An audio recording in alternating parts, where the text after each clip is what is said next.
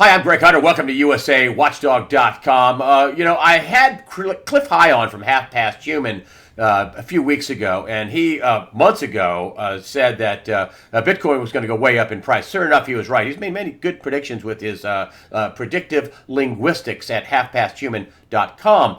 And I've had a lot of people, though, also say, hey, what about the downside? What is the downside to Bitcoin? And I thought, good point. Upside, downside, you really have to even this out. And the best person that I could think of to come on is Warren Pollock. Warren Pollock, thanks for joining us today. A little bit more of extension of your resume, your deep Wall Street experience. You're a geopolitical and financial analyst. You've been in a lot of business ventures, including business ventures early on with Bitcoin. Could you tell us about the up and downside of Bitcoin? Well, first, I'd like to say I like Cliff High. I mean, he likes Buckminster Fuller. And I think that he may not be incorrect. I think Bitcoin has a lot of room to move upwards. And in worst case, it could go to zero. So that's something called a risk-reward curve. So with Bitcoin, the risk, you could only lose what money you have in it. But the reward, there's a tremendous amount of reward potential if you could time your entry and exit from Bitcoin properly. So I have to agree with Cliff. That being said, I mean, there's some severe limitations to the way that Bitcoin and cryptocurrencies have been architected, and they're not described, they're not really what people say they are. First of all, Bitcoin and these other cryptocurrencies are not currencies. And most importantly, they're not efficient ways to have transactional exchanges between people. They just don't work the same way that the credit card network does or check writing does. In fact, the speed with which Bitcoin can clear a transaction is downright pathetic.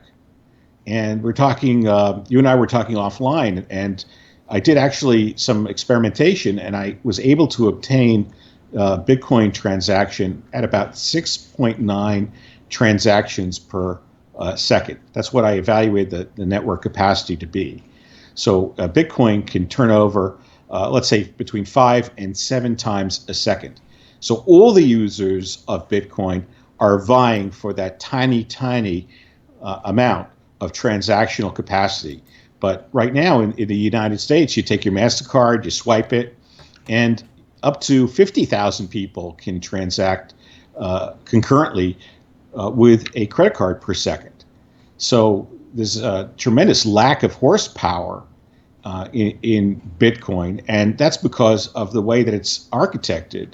It's not architected to scale, and it is a total Rube Goldberg machine of things that have to happen for a transaction to clear. And that's one major point which no one seems to understand.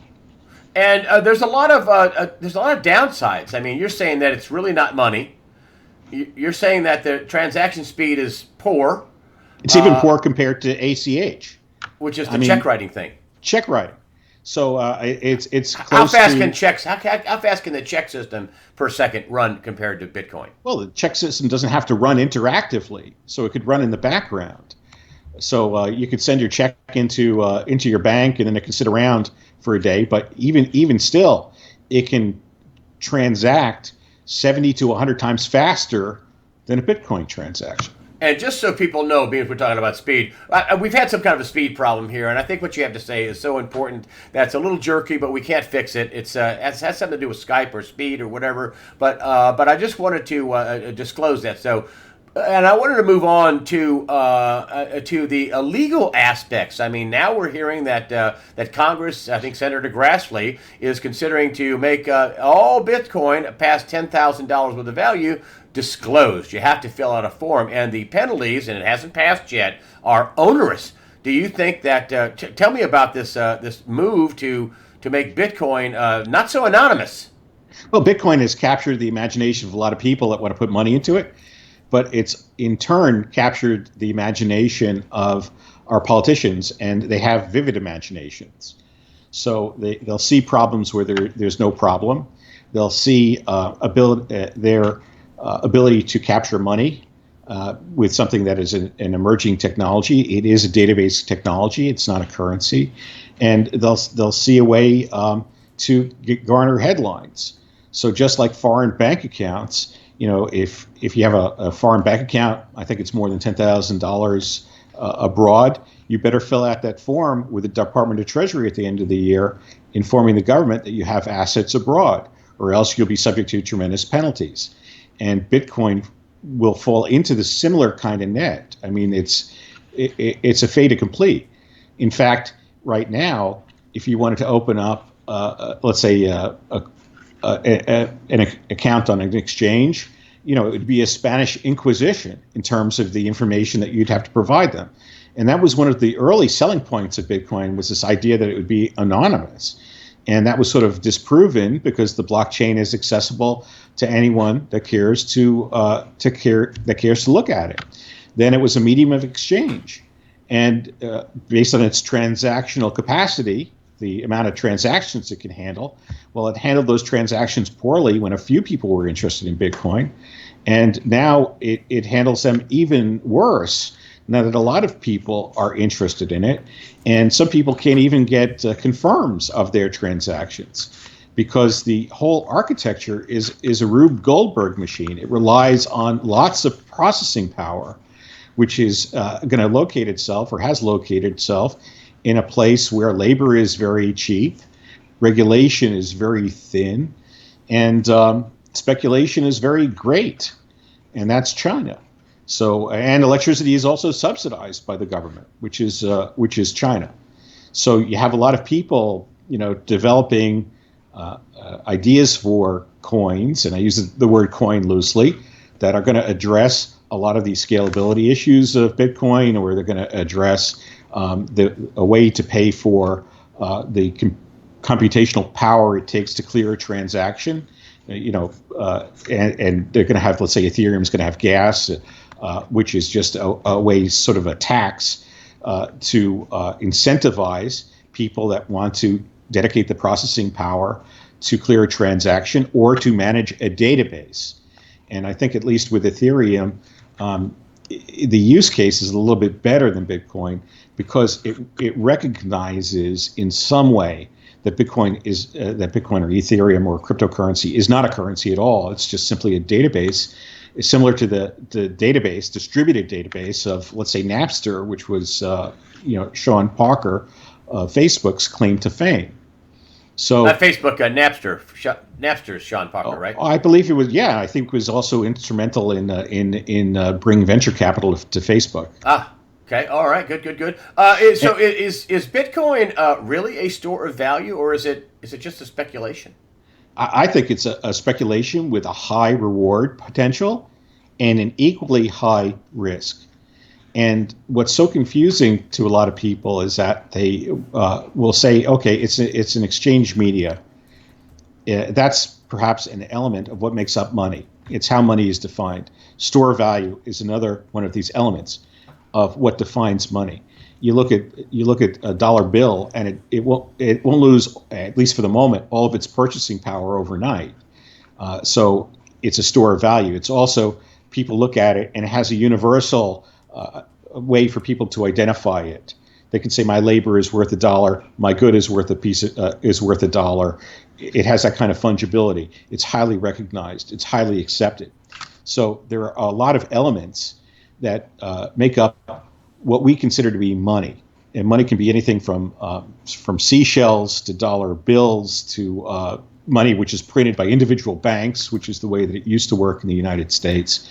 And Bitcoin is confusing a lot of people because it actually does have some of the elements of money. It just doesn't have them all at once, which means it's not useful as money. And what people are struggling with that are in the Bitcoin community really struggle with is providing people that are not in the Bitcoin community with a use case. In other words, they have a hard time describing why Bitcoin would be useful for the average day American. And if you think about it, people in China use cell phones ubiquitously to buy everything from in vending machines to do transactions to exchange money. I mean, that's something that operates. Cell phone exchange of value is in fact faster. It has better transactional speed than Bitcoin, and it's ubiquitously used, just not here in the United States, because here it's being reserved for Apple Pay or a large corporation or for crony capitalism. In China, you have more latitude to do things in the electronic environment, and also in the real world environment. So let me just a couple of questions. Yes or no? Is Bitcoin anonymous? No. Is Bitcoin a transactional functionally? Can it function as a transaction medium like Visa or your checks? No, it's not even 1/50,000th of, it's not even 1/10,000th of the capacity of MasterCard and 1/100th the capacity of your check writing. And could you be considered a criminal for using Bitcoin? Yes, you could. And more so, really what's more important than prosecuting you as a criminal is really gathering information on you for further or future use should it be convenient. So you make yourself a target. Not so much if you have a little bit of it, but the threshold will be set pretty low eventually, and that's $10,000. In fact, there are other negative technical things about it, which is that a lot of these exchanges, because Bitcoin is so dysfunctional in terms of being a medium of exchange, it has a low transactional speed. You'll transfer money to, let's say, an exchange in Bitcoin. I shouldn't even say money. You'll transfer Bitcoin or a crypto key over to an exchange, and they'll have to wait for it to clear. And then they'll maintain internal records as it's exchanged between the primary and all of these secondary, currencies or keys, of some of which have no volume of trading whatsoever, and some of which have exhausted their transactional capacity. And I wanted to just kind of get into the geopolitical. Now we've talked about Bitcoin. I'll finish up by this. Would you be a buyer of Bitcoin? Some people just say, maybe I should get in on Bitcoin. And I said, just buy some silver, buy some gold. It's just less hassle for you, and less of a problem. Wouldn't that be the simplest thing to do? Just buy some silver and gold if you're worried about a calamity and hyperinflation. That's what people are worried about. Well, you shouldn't buy something just because it goes up, but it could be, for many people, an effective strategy to buy something that only goes up. And the doors to getting into Bitcoin are wide open. You could probably transfer money to Bitcoin as long as you're going to wait for the transaction to clear to one of these exchanges. But besides the fact it has a very poor throughput, it may not have an exit at a later. In other words, if everybody wants to get in now and the door is wide, like a barn door, but when everybody wants to get out, it says, oh, yeah, you got to get through this little bitty hole here, this little narrow window. But the door to get in is like a hangar door. But to get out, when you're talking about transaction speed, is very slow. And if everybody runs for the door, you may not be able to get out ever. And all the doors are in China. They're sitting in some sweatshop with a bunch of people that live in the sweatshop, monitoring a bunch of cheap machines, potentially running bootlegged software, which is then subject intentionally to viruses and to exploits, which are inventoried by the NSA, and which could be shut down in an instant simply by turning off the port or the communication protocol in a router between China and the U.S., or it could be shut off in a day by fiat here in the United States by shutting off the communication. You call up Verizon, I don't want Bitcoin to be transacted. Bang, it's over. But notice that the cryptocurrencies have captured the imagination not only of the small investor, but also of the institutional investor, for the reason I would say that Bill Gross states, that it is very easy for people to try to make money with money, but it's very hard and becoming more difficult to make money by doing something in the real world. In other words, mining, coal or gold or silver, yeah. or drilling for oil, or manufacturing car parts or bearings, or making something in the real world is what you're saying. Yeah, making something and then having access to the markets. I mean, this retail apocalypse speaks to that. You can come up with a great good, a great patent, but you have to go through the gatekeepers in order to sell something. So the gatekeepers are not only big companies like Amazon that don't care about making money, they just care about capturing the entire market. So the state of doing things in the real world, it's very, very, very difficult to do things in the real world. And it's easier to do things in the financial world. Thus, everything in our economy has become financialized. Which is dangerous. Which is very dangerous because the financial world depends on a foundation point of real world infrastructure, real world technology. And I think, for example, this idea of getting rid of paper money is absolutely ludicrous, because paper money is safeguards the integrity of your society. By having paper money, it functions whether your cell phones function or not. It functions whether or not the servers in China are functioning. It functions whether or not your bank is functioning, assuming you have an inventory of them. And we could see what happened in India when they removed the equivalent of their $20 bill. I think it was a $7 equivalent and a $15 equivalent, if I'm not mistaken. But all hell breaks loose because they had really a lot of transactions using money, physical money, and all of a sudden now it has to be electronic.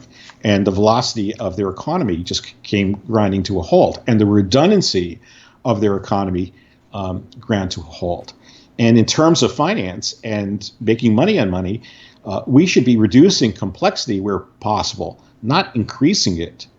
And Bitcoin is complexity. It is unnecessary complexity. Unnecessary complexity.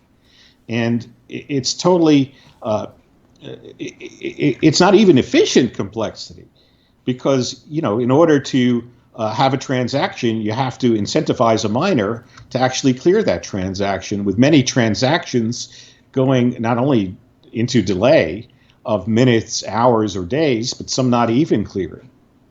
And with this new legislation they're talking about in Congress, you can look it up, Charles Grassley, Bitcoin legislation. It's actually asset forfeiture. They're trying to get even more if you're traveling, whatever, if you have money units more than $10,000, which is already the law, incidentally. You can't have more than $10,000 on you without filling out a form. But they're adding Bitcoin to this whole thing. You're saying that Bitcoin is going to be painting the proverbial target on your back. Yeah, it is. I mean, I think that we talked about last time I spoke with you, get small. So why would you want to make yourself a large target by having a large amount of something which won't be able to travel underneath the radar? I mean, certainly someone like Blythe Masters could go and sponsor a virtual coin and get away with it, because she could defend herself. She could enlist the help of all her friends in Washington, and she could sneak it she could sneak it over the radar. There's no reason for her to hide. But the idea of Bitcoin, one of the allures of Bitcoin was it could be used for illicit activity. It could be used to get around the Federal Reserve. And we know what happened to the guy that had the NorFed coin. He was a counterfeiter all of a sudden, even though his coin looked nothing like a U.S. dollar. And he wasn't, he hit the radar. So in a time when you should be getting small, Bitcoin could potentially make you look large. And I believe there's Mr. Shrem, tried to exchange Bitcoin in the open, in person, and that made him a target and money transmitter. And then they have, New York State, which is now a sovereign unto itself, just the same way that California is. And, they could do whatever they like and have BitLicense or even regulate it further to block its implementation in favor of the large players. And again, the large players are involved in finance because that's what they do. They're not very good at building factories, getting their hands dirty, doing things like engineering, building out infrastructure. They're just good at drawing down on a game that's rigged in insurance and healthcare and education, and just steal money as they go along. And let's move on to the geopolitical. I want to wrap this up. I know it's a little herky-jerky, folks, but this is really great stuff. Great education here. Great analysis from you, Warren Pollock. We've had everything from China wanting to cut a treaty with China, and same thing with New York State, which they can't do by law. States can't enter into treaties unless they're their own country. Maybe they think they are. We've also had this very violent, attack of congressmen in Washington by some nutjob Bernie Sanders supporter, and this vitriol going on. And the president now they want to try to kick him out of office for some phony trumped up, and he's tweeting all last week about how total witch hunt. Now they want to do obstruction of justice, which absolutely didn't happen. What in the heck is going on here in America in your big picture, 20,000 feet view? Well, I'd agree with Ann Barnhart, who says that this is one big wrestling match. And I actually used to eat dinner occasionally, coincidentally, with Lou Albino, or Captain Lou Albino. He used to go to a restaurant I used to go to, and he would have his own personality, and then be a wrestler in this sort of fake type of environment. That's an observation which Ann Barnhart has made. Technically, I think Trump has been neutered. His lawyer, his personal lawyer, does know how to deal with the politics at hand. In fact, he took Mr.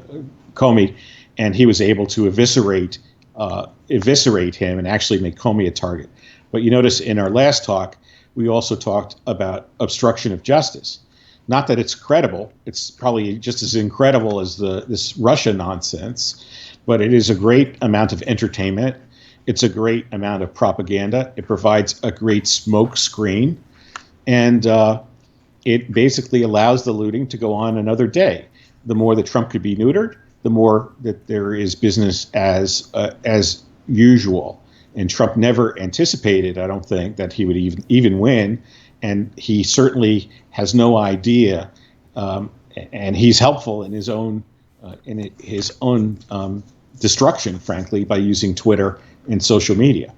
As for the American public, the fellow that shot a congressman is just about as delusional as all of the other people in the country that have been and believe the systemic propaganda that just reeks all over our news media, right and left, all over our newspapers. And if you look at the major news outlets, even the Huffington Post is eliminating so-called journalists, and they're going to have basically one guy in the room making stuff up in the next few weeks.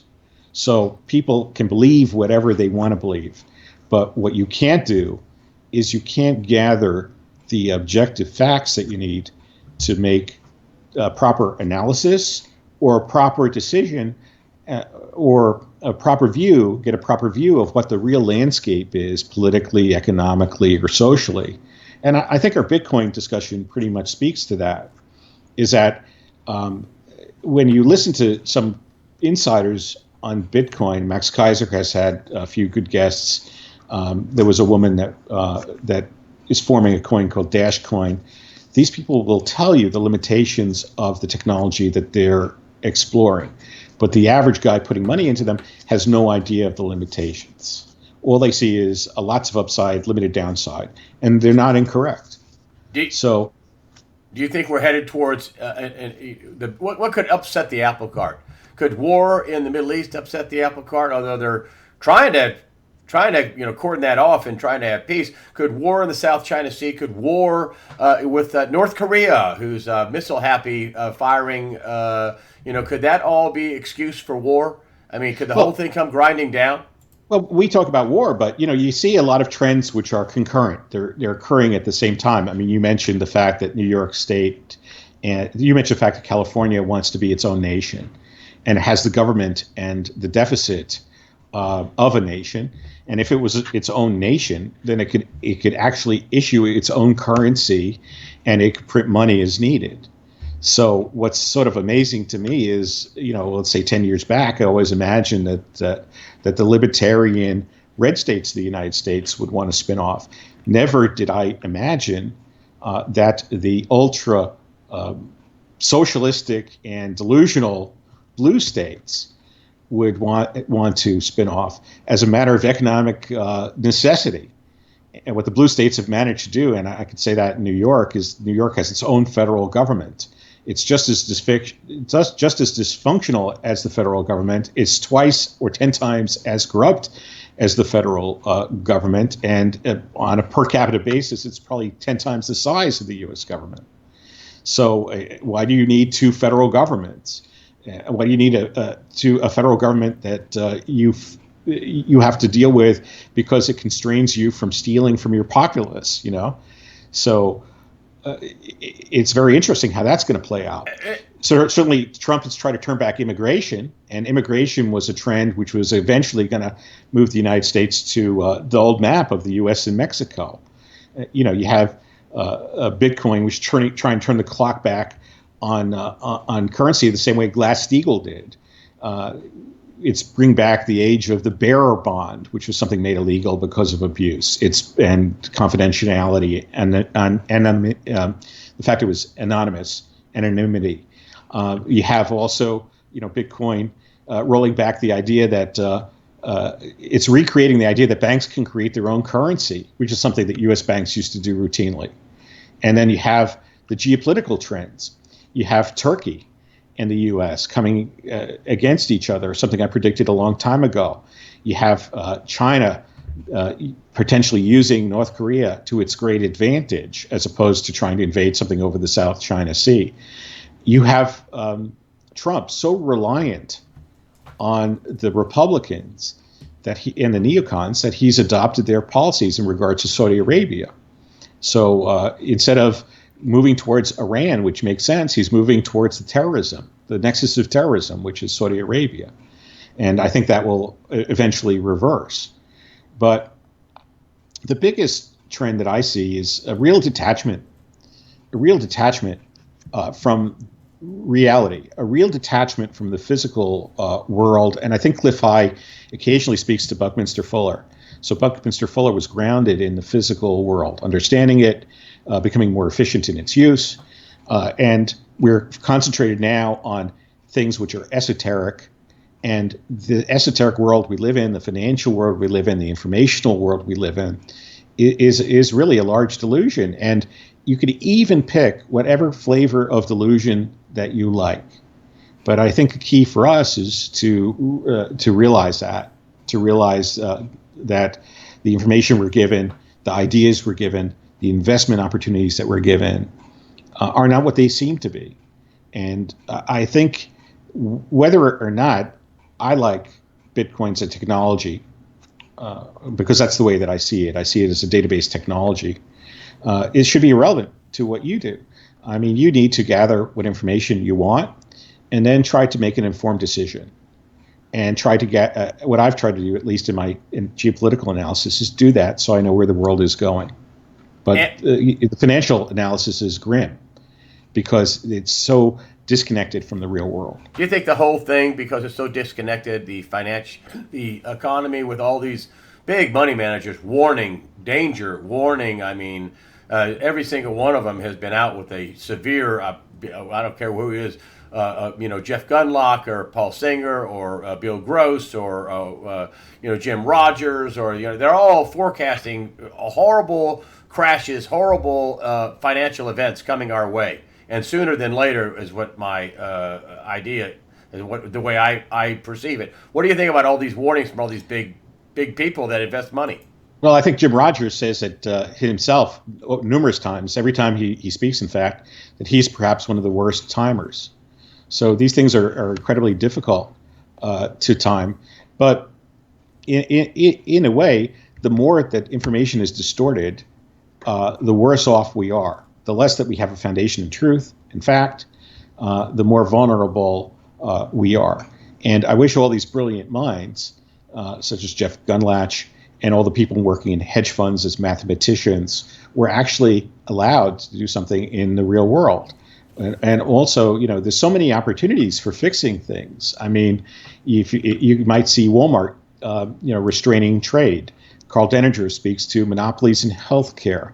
Amazon is a retailer. How come they don't need to make any money, but they could put brick and mortar retail out of business? How come people can't start mom and pop shops anymore?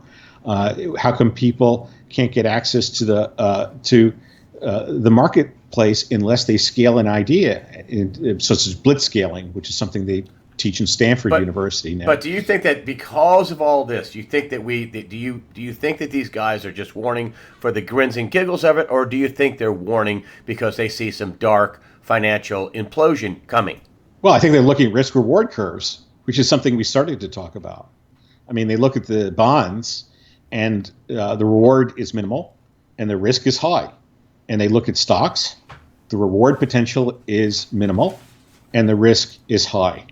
If you hold cash, the reward potential is zero, and it has implied risk.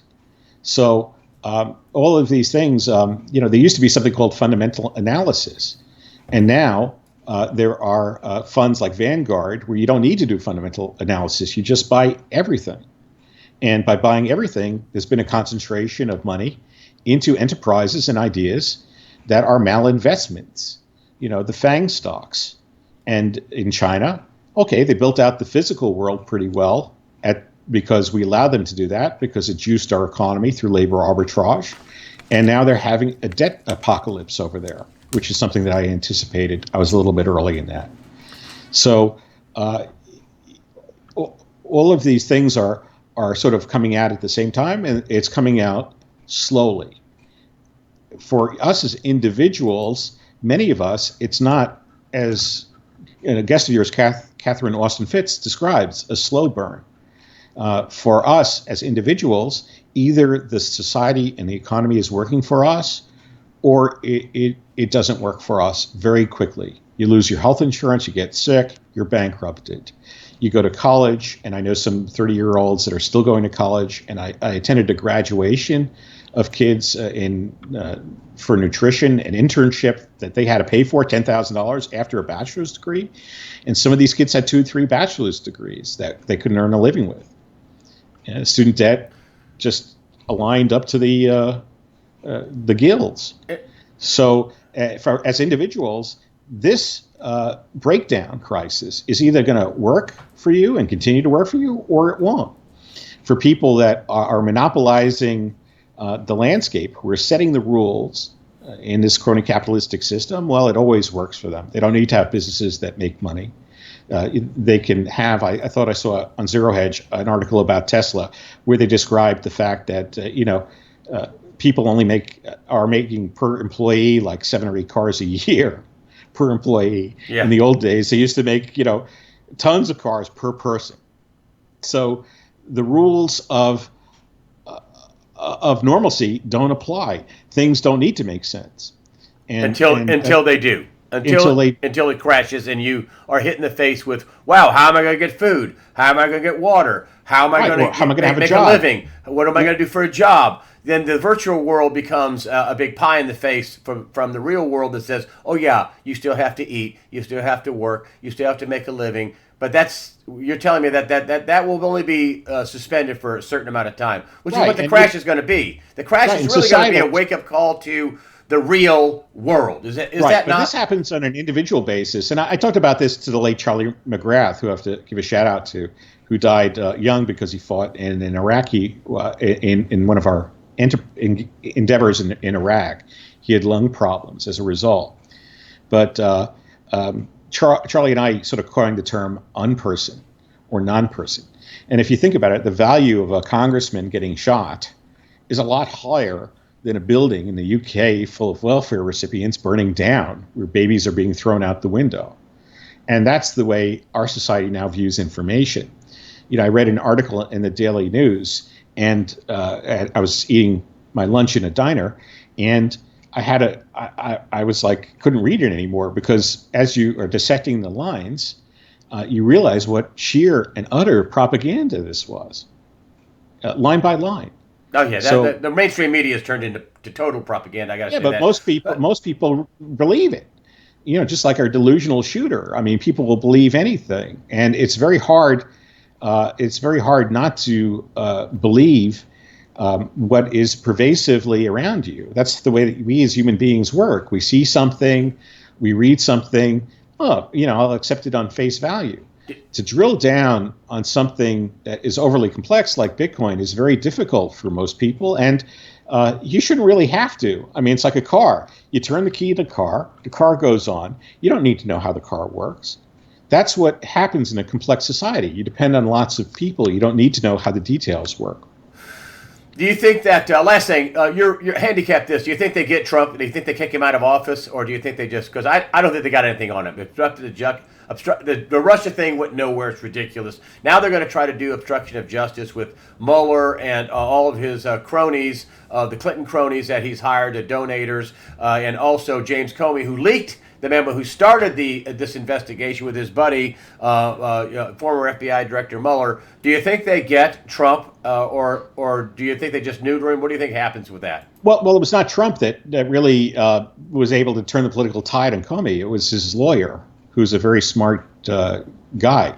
But it's advantageous for Trump really to be there as president. Yeah, I like him too. I like him. I think he's the best thing we got. No, I'm not saying that.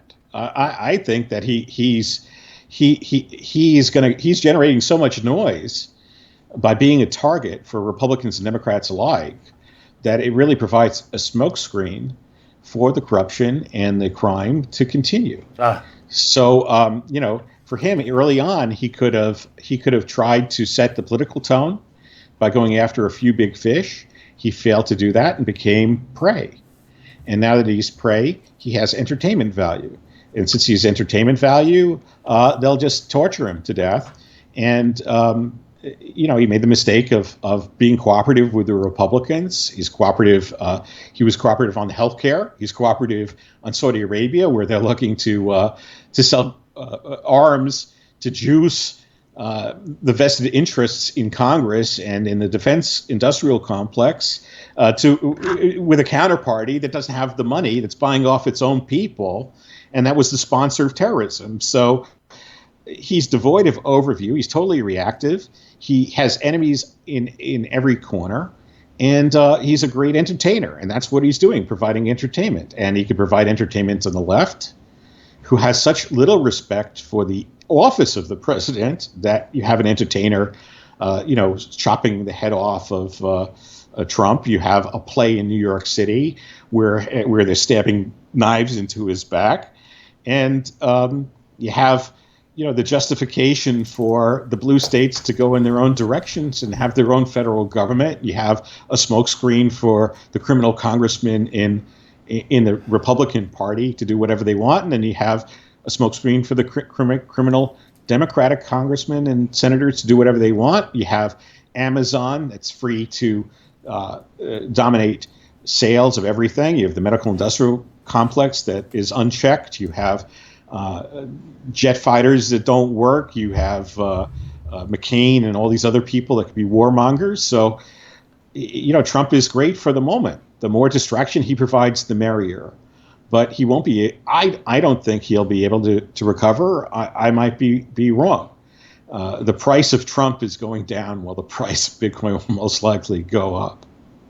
And with that, we will leave you. Warren Pollock, thanks for joining us today on USAWatchdog.com. No notes, no website, nothing to sell. Just thanks for coming on USAWatchdog.com and giving us a thumbnail what's going on. Thank you very much, sir. Great to be here, Greg.